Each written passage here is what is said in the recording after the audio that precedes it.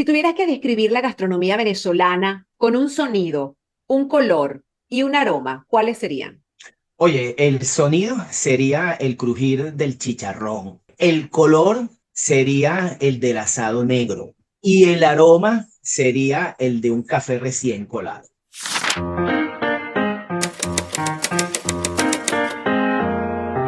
Con el oído en la letra, con Aymara Lorenzo. Este es un episodio muy especial de Con el oído en la letra, que además participa en el Festival Benengeli en su edición 2025. Y en esta ocasión tengo el gusto de conversar con un venezolano. Es Juan Alonso Molina. Es historiador, cocinero, investigador y además fundador de la Cátedra de Historia de la Gastronomía Universal de la Universidad Nacional Experimental de Yaracuy y además autor de dos recetarios, Lara a pedir de boca y Lara de mesa y mantel. Pero además se ha tomado el tiempo, la dedicación y la investigación rigurosa que caracteriza a todo historiador de realizar una antología del poeta barquisimetano Rafael Michelena Fortul.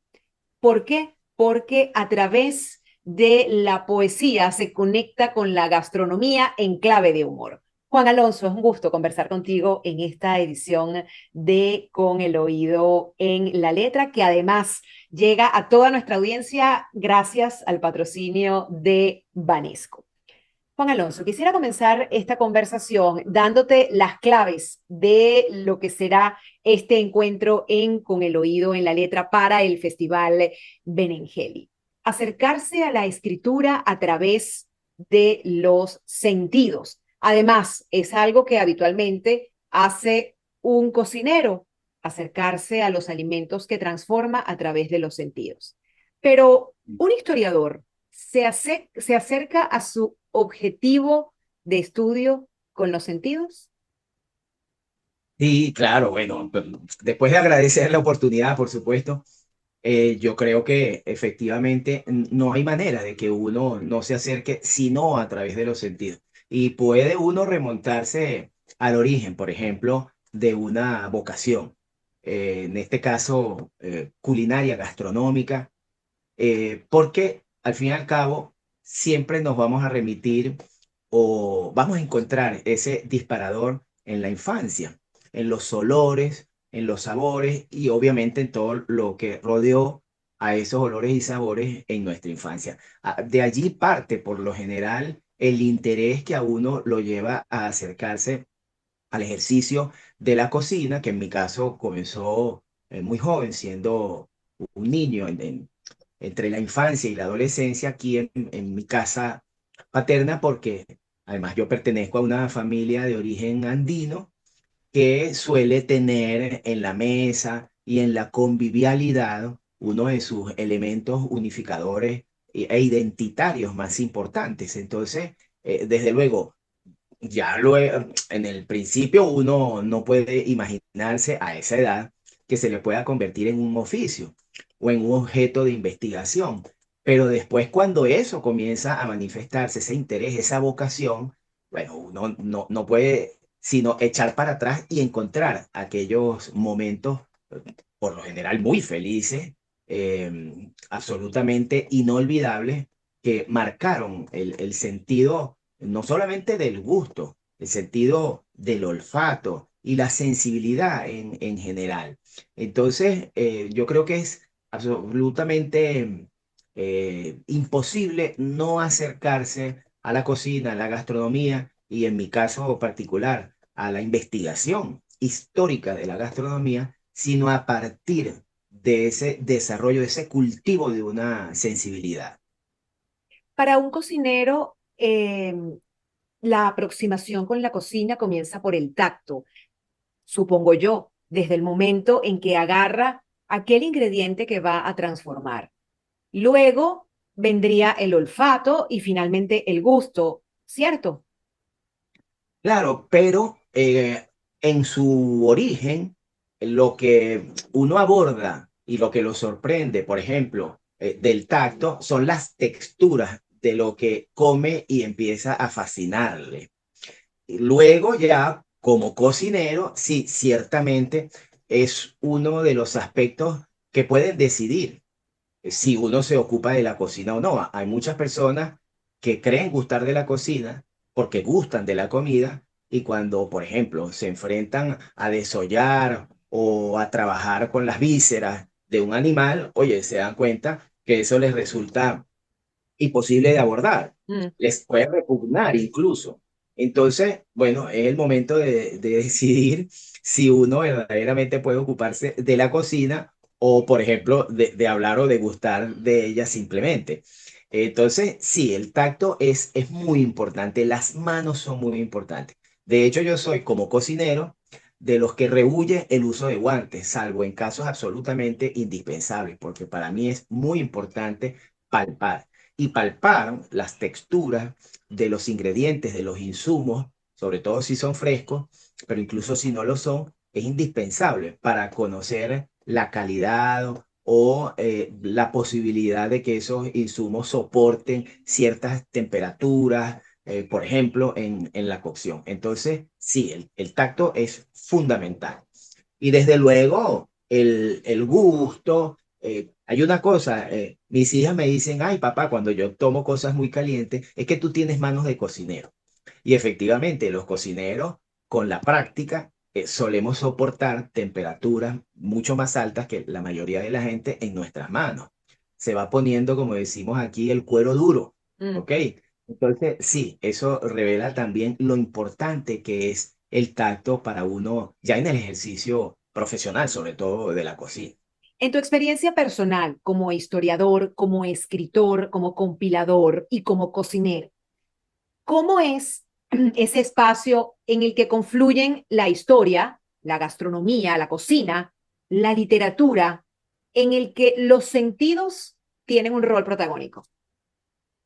Bueno, evidentemente esas cosas se van dando con el tiempo. No todos los cocineros, eh, digamos, pueden desarrollar o han desarrollado esos otros intereses y los reúnen. Mi caso, sí, evidentemente es muy singular. eh, y te voy a decir una cosa, no me lo propuse así. Ha sido producto de circunstancias vitales que han tenido que ver incluso con la situación propia del país. Para Mm. nadie es un secreto que Venezuela ha vivido un periodo muy prolongado de recurrentes crisis económicas y en mi caso particular, yo siempre tuve afición por la cocina, es cierto. En algún momento comencé a desempeñarla de forma complementaria en la década de 1990 a mi trabajo como historiador dedicado específicamente a la organización de archivos históricos, que desempeñé por casi 15 años, y luego a mi trabajo docente universitario, pero ambas cosas fueron paulatinamente perdiendo estimación y sobre todo perdiendo la capacidad de permitirle a un padre de familia sostener a la suya. Mm. Y entonces la cocina que ya yo desempeñaba de forma complementaria, no digamos como un hobby, porque yo hacía actividad comercial con ella, pero eventual. No era en ese entonces mi principal ramo de actividad, económicamente hablando.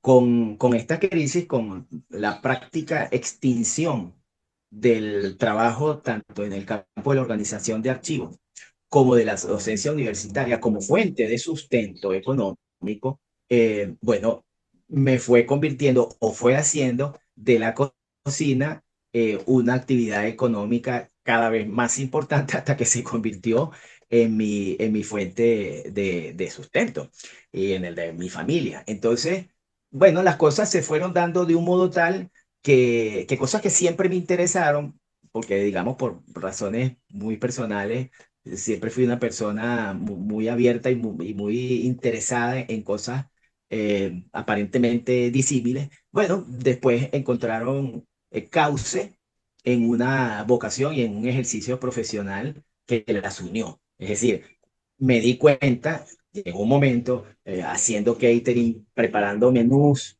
especiales para eventos, me di cuenta que eso que yo conocía y sobre lo cual investigaba con mucho placer, por supuesto, en referencia a la historia de la alimentación, oye, era algo que solía ser muy atractivo para mis comensales, ¿ok?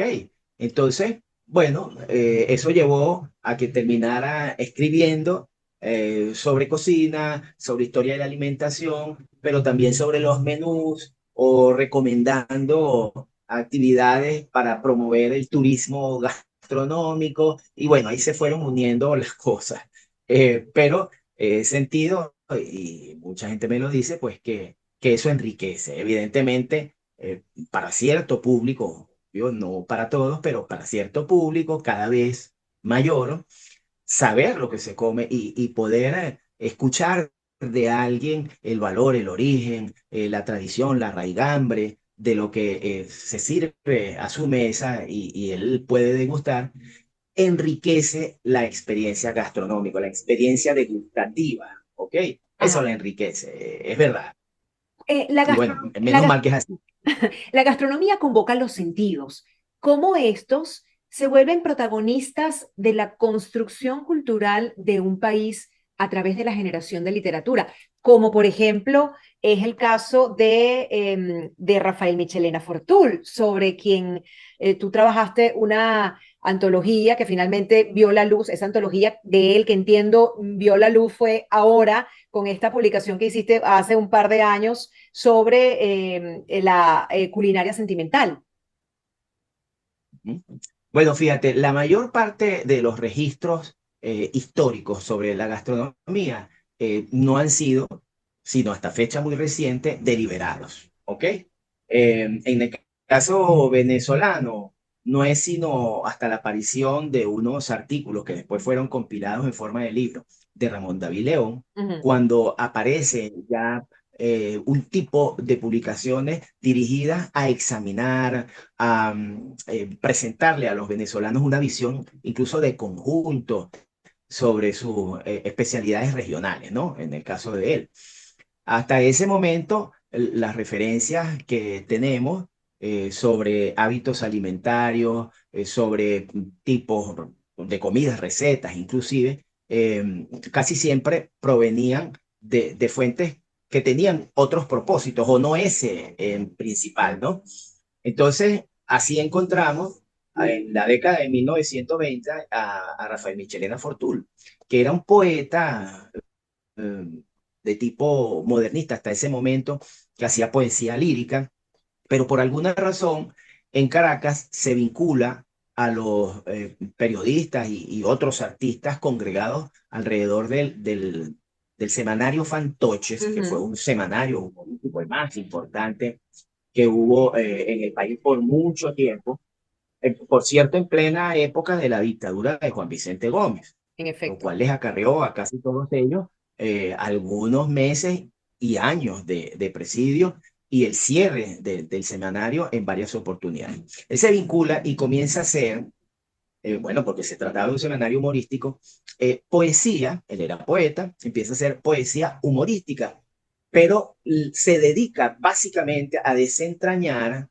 los aspectos relativos a la alimentación. A la alimentación, básicamente en Caracas, donde él vivía, pero además a la alimentación popular, porque él era un hombre escaso de medios, ¿no? Así lo reconocen sus contemporáneos.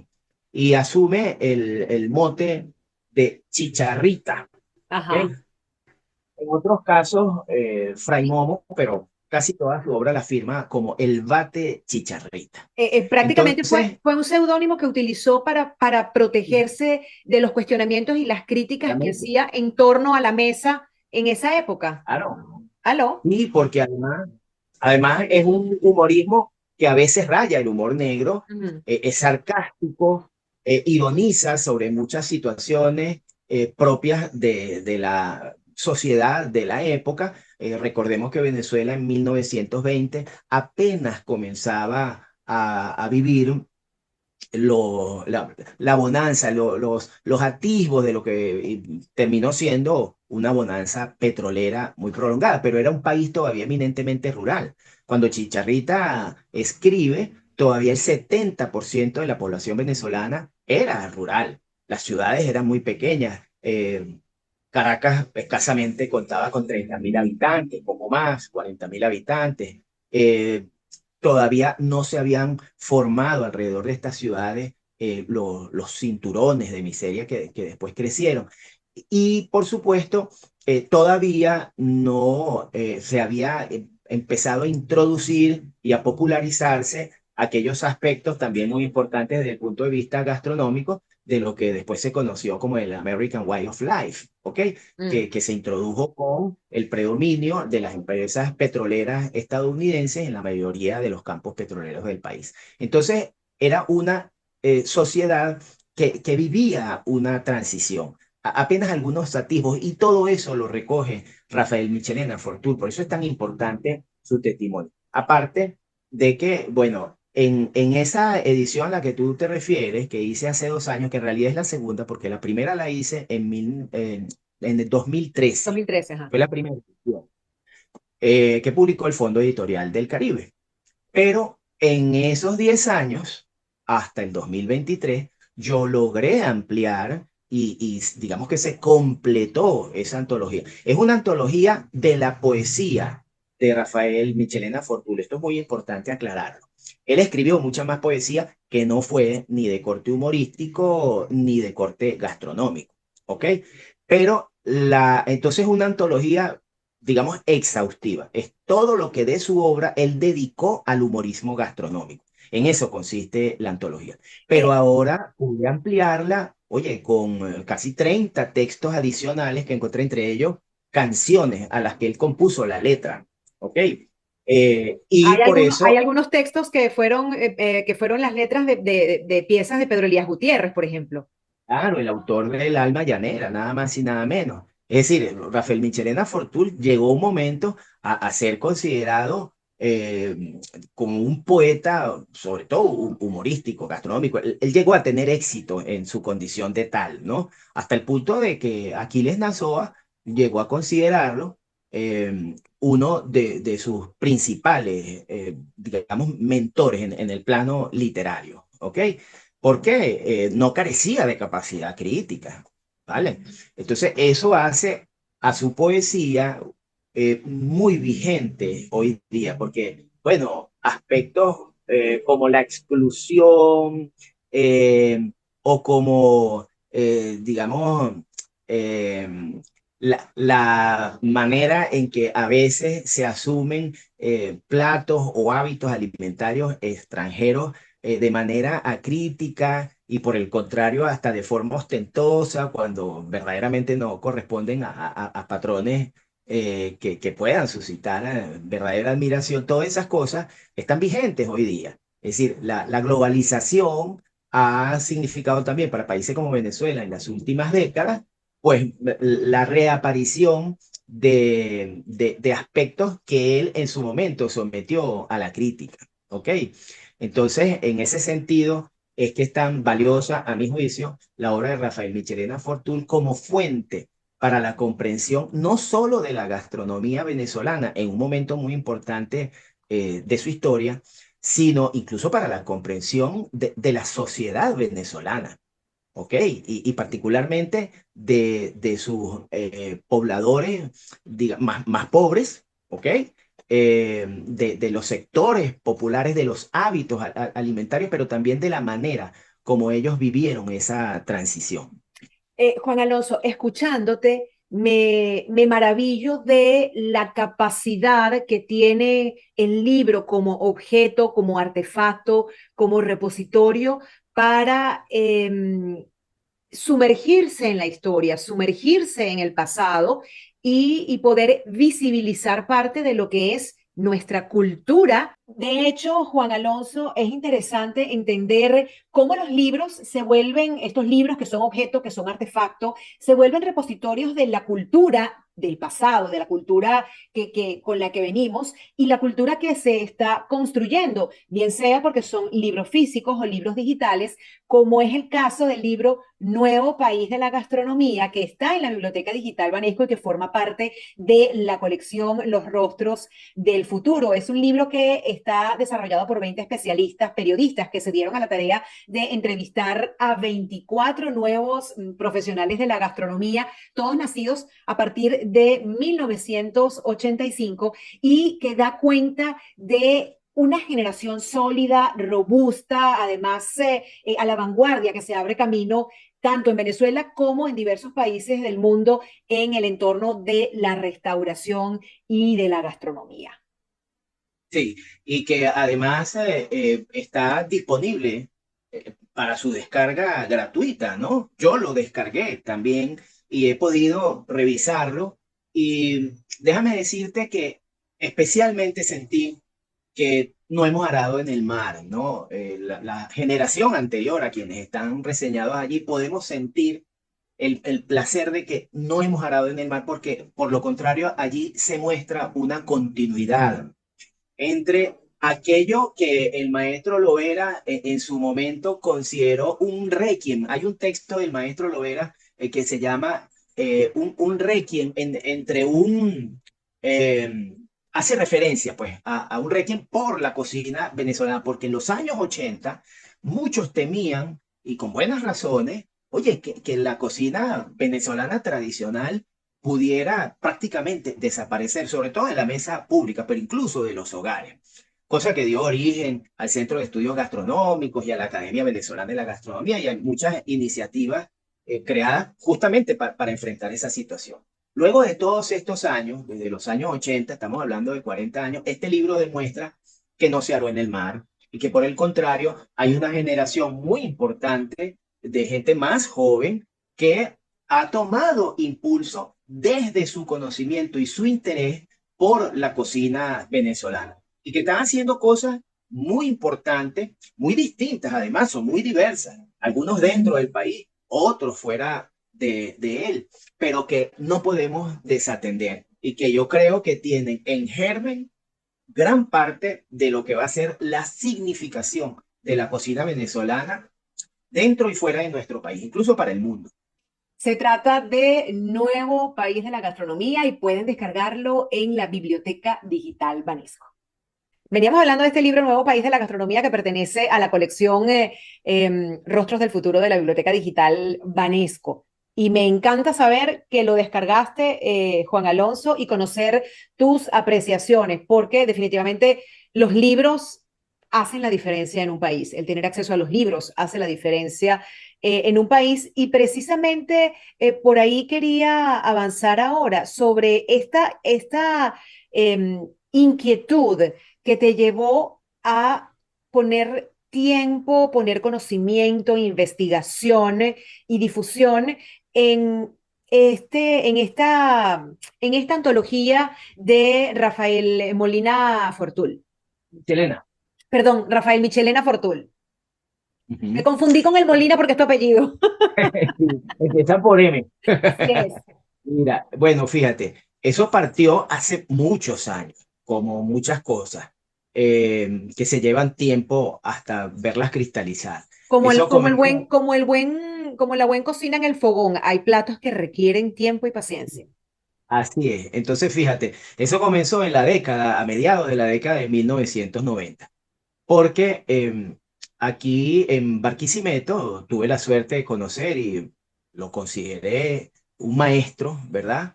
Lamentablemente ya fallecido, a Ramón Querales. Ramón Querales fue cronista del municipio Iribarren, el municipio al que pertenece Barquisimeto, o del cual es capital Barquisimeto. Pero además, don Ramón, como lo conocimos, fue un poeta, él mismo, muy laureado, por cierto, y el más importante bibliógrafo larense en toda su historia, ¿ok? Y en ese trabajo pacientísimo también de investigación y documentación en prácticamente todos los archivos del occidente y el centro de Venezuela, don Ramón fue compilando la obra prácticamente toda de Rafael Michelena Fortul. Y en un momento la Universidad Centro-Occidental Lisandro Alvarado, con sede aquí en Barquisimeto, decidió publicar algo que lamentablemente no llegó a terminar de publicar, pero se editaron unos 6 tomos de poesía y narrativa larense. En esos tomos iba a ser publicada, lamentablemente fue de los textos que quedó fuera, esa obra de Rafael Michelena Fortul. Y como nosotros conversábamos mucho, particularmente porque para la 25ª Convención Nacional de Cronistas que se realizó aquí en Barquisimeto, yo fui su vicepresidente del comité organizador y me encargué de hacer toda la comida durante 3 días y medio para los 350 cronistas y algunas esposas que recibimos aquí en la ciudad. Entonces, eso dio lugar a muchas conversaciones sobre el tema de la gastronomía, porque precisamente el menú que ofrecimos durante esos 3 días y medio, incluyendo los desayunos, los refrigerios matutinos, los almuerzos, los refrigerios vespertinos y la cena, fue exclusivamente de cocina popular larense. Por cierto, sin repetir ningún plato. Y entonces eso llevó a que don Ramón me sugiriera consultar la obra de Michelena Fortul porque él se había percatado de que allí había mucha información de valor gastronómico. Y tuvo la generosidad además de entregarme las copias de todo ese material. Y bueno, yo me ocupé unos meses de seleccionar. Ese fue el material que dio origen a esa primera edición del 2013. ¿Ok? Ya ahí yo me permití hacer una introducción, una valoración desde el punto de vista de la historia de la gastronomía venezolana y encontré que debía ser considerado, a mi juicio, el primer cronista gastronómico venezolano, porque fue el primero que documentó de forma sistemática, en ese caso por alrededor de una década, un conjunto de aspectos gastronómicos, alimentarios, de las costumbres alimentarias del venezolano, de sus platos, de gran parte de lo que era la experiencia del comer y la convivialidad, particularmente en los sectores populares caraqueños, que no había nadie hasta ese momento Eh, registrado de esa manera. ese fue el descubrimiento del historiador, cuando se conectó con, con la producción literaria, con la producción poética de Rafael Michelena Fortul. Pero ¿cuál fue el descubrimiento que encontró el cocinero, el escritor, el larense cuando se aproximó a la obra de Michelena Fortul?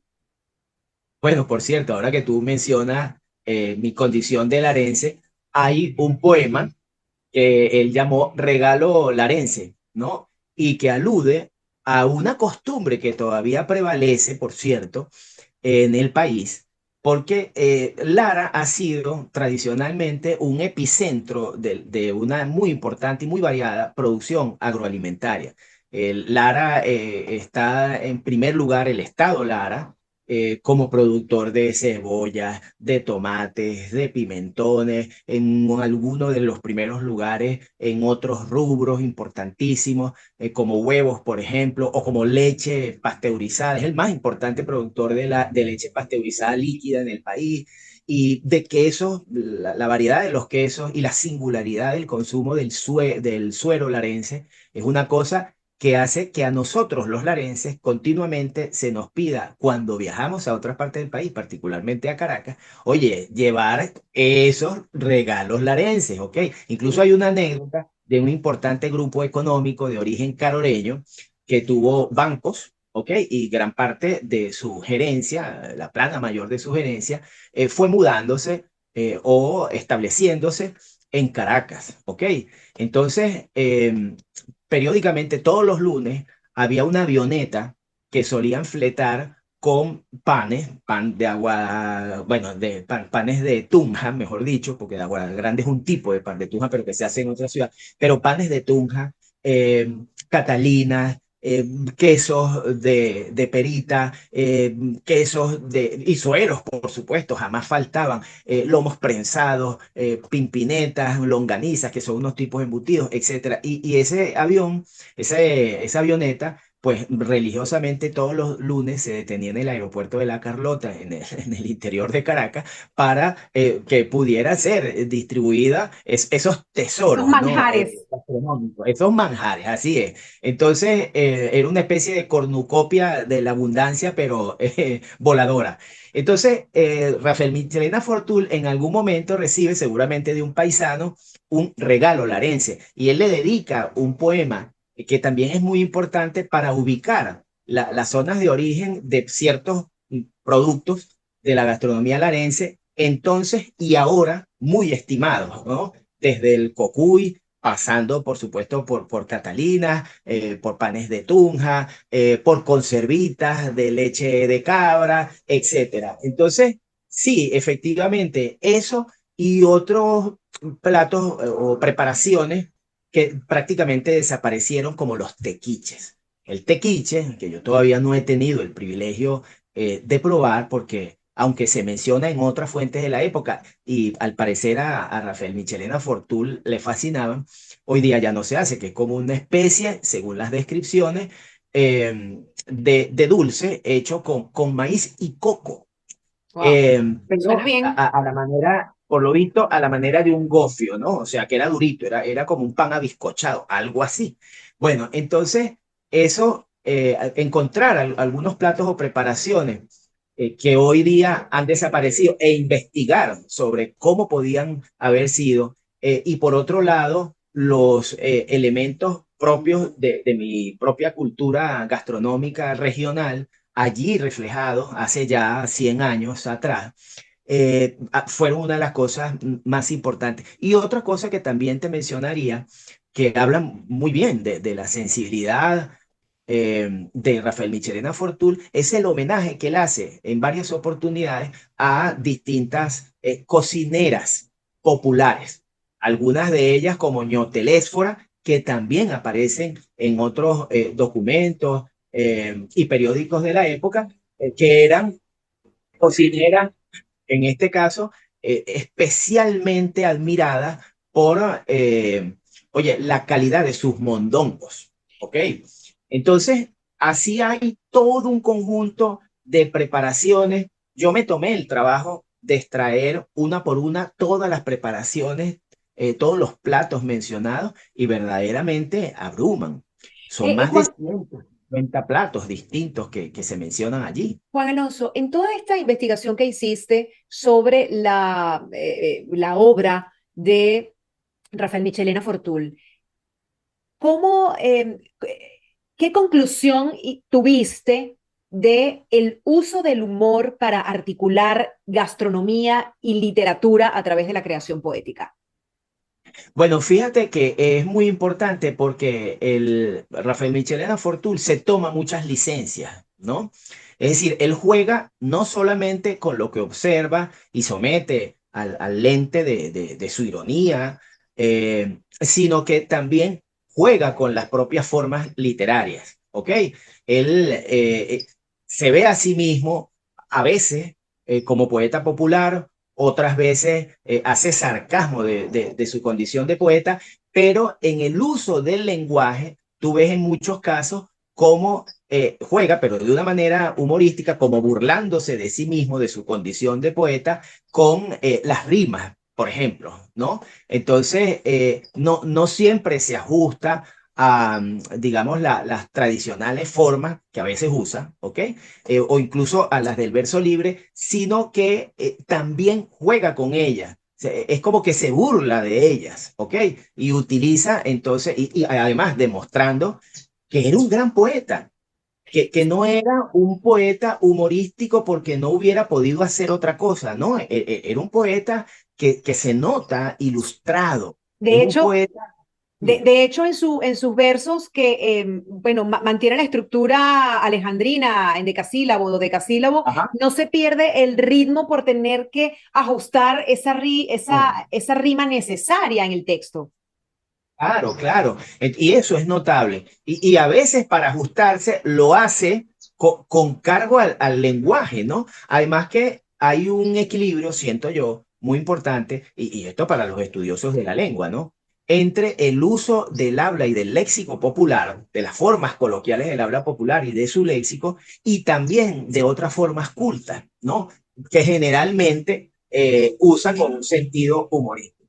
Entonces, de verdad creo que es un autor injustamente poco conocido, incluso después de la publicación de estos textos que le he dedicado o que he producido justamente para su mayor disfrute, todavía sigue siendo un autor muy poco conocido, muy poco citado. Recientemente concluía yo la lectura de los magníficos libros que le ha dedicado Miro Popic a la gastronomía venezolana, una tetralogía fundamental, indudablemente, para toda persona que quiera acercarse a conocer mejor la cultura alimentaria de nuestro país, y no lo cita todavía.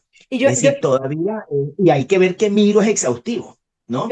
yo estoy segura de que con esta conversación que estamos sosteniendo en Con el oído en la letra, donde la literatura es la protagonista, que además está participando en la edición de este año 2025 del Festival Benengeli, quienes nos escuchen irán directo a buscar conectarse con la producción literaria de perdón, de Rafael Michelena Fortul, y especialmente con este poemario que, como bien lo mencionabas anteriormente, has reeditado, Culinaria Sentimental. Juan Alonso, ahora en esta parte de Con el oído en la letra, viene un segmento en el que a mí me encanta desafiar la rapidez y la inteligencia de mis entrevistados con quienes converso. Así que las preguntas que te voy a hacer a partir de este momento, no las puedes pensar, tienen que ser respuesta rápida para que sean un ping-pong. ¿De Ok, acuerdo? ok. Haré lo posible. Ok. Si pudieras invitar a cualquier personaje histórico a cenar, ¿qué plato venezolano le prepararías y por qué? Le prepararía la sopa de auyama que yo llamo a la manera de Buena Vista, que es una crema de auyama servida con crutones de pan de tunja y en el centro suero cremoso con su cilantro fresco. ¿Por qué?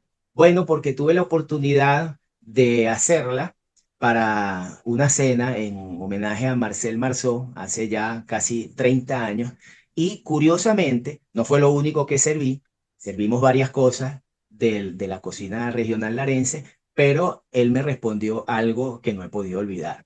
Había visitado otras veces Venezuela, de hecho esa fue una de las últimas o la última vez que vino al país, y me dijo que era la primera vez en tantos homenajes y tantas comidas que por supuesto había disfrutado aquí, era la primera vez que sentía a Venezuela en un plato. Si tuvieras que describir la gastronomía venezolana con un sonido, un color y un aroma, ¿cuáles serían? Oye, el sonido sería el crujir del chicharrón. El color sería el del asado negro y el aroma sería el de un café recién colado. Y si tuvieras la posibilidad de cocinar para Rafael Michelena Fortul, ¿cuál sería el menú? Bueno, le haría tequiches, indudablemente, y le serviría cocuy, pero macerado con guaco, que él menciona muchísimo, porque era entonces una costumbre en Caracas aromatizar, en ese caso, los aguardientes de caña con distintas hierbas, pero se ve que él tuvo una probablemente desmedida afición por esa caña clara con guaco. Yo se lo haría con cocuy, indudablemente. Y de plato principal, sin discusión, el mondongo, porque lo adoraba, lo menciona constantemente y agradece muchísimo a quienes se lo pudieron ofrecer de sus propias manos. Si tuvieras que crear un menú basado en libros de literatura venezolana, ¿qué platos incluirías? Bueno, yo creo que basándome en la literatura venezolana, incluiría los más conocidos, ¿no? Pero mis propias versiones, ¿vale? Por ejemplo, un pabellón, pero como pabellón larense. ¿Cómo es el pabellón larense? Bueno, en vez de la carne mechada en salsa, digamos, la carne mechada pategrillo. Pategrillo es como llamamos aquí en Lara a la carne mechada seca, tostada. ¿Ok? Es una carne que después de ser cocida, se desmecha y se pone a sofreír dándole paleta, es muy laborioso, hasta que queda completamente dorada y tostada. Eso. Y Una las de mis caraotas favoritas. en vez de guisadas, sí, y las caraotas en vez de guisadas, hechas como las aprendí de Adeli Ciciruca y doña Mercedes, su esposa, allá en Las Palmitas en Carola. Es decir, convertidas en mantequilla de caraota. Eso, el queso de cabra criollo, el que se hace con leche cruda, ¿ok? Que todavía tenemos la suerte de poderlo degustar aquí en Lara. Ese sería el otro elemento. El arroz, desde luego, y las tajadas como son. Y no podría faltar, por supuesto, un ajicero picante de suero de Tapara. Eso creo yo que podría vincularnos con la tradición, con lo nacional y con lo específico regional y lo novedoso también, porque la cocina siempre debe ser un puente entre el pasado y el futuro, a mi juicio. Juan Alonso, es un gusto haber conversado contigo en este episodio de Con el Oído en la Letra que participa en el Festival Benengeli 2025 promovido por el Instituto Cervantes. Por favor, el placer más grande ha sido el mío. Muchísimas gracias por la oportunidad y buen provecho siempre. Gracias.